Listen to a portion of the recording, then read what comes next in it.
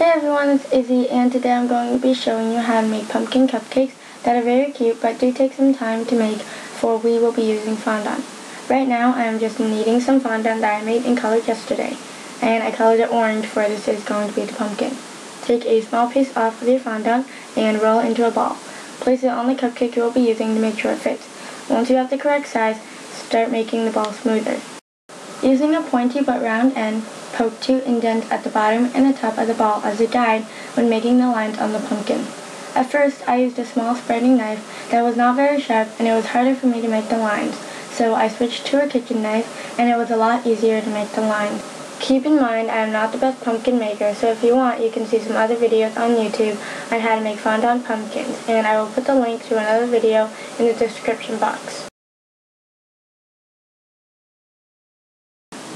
Then take some green fondant, and here I had to knead it a little before using it since it got a little hard overnight. Rip a tiny piece of green fondant and shape it into a stem. Now before making this, I didn't realize you could use a tiny bit of water as a glue, so I tried sticking it on without water, and it still worked, but it probably would have been more efficient if I used a little bit of water to make sure the stem was completely secured on the pumpkin. I also rolled out a tiny piece for the vine and I stuck it next to the stem. The vine kept on falling off the pumpkin, so I would definitely suggest using wire to glue it on. And then pipe some buttercream frosting on your cupcake. Here I didn't use a star tip, the frosting was very thick, and I ran out of frosting in the piping bag and had to refill it.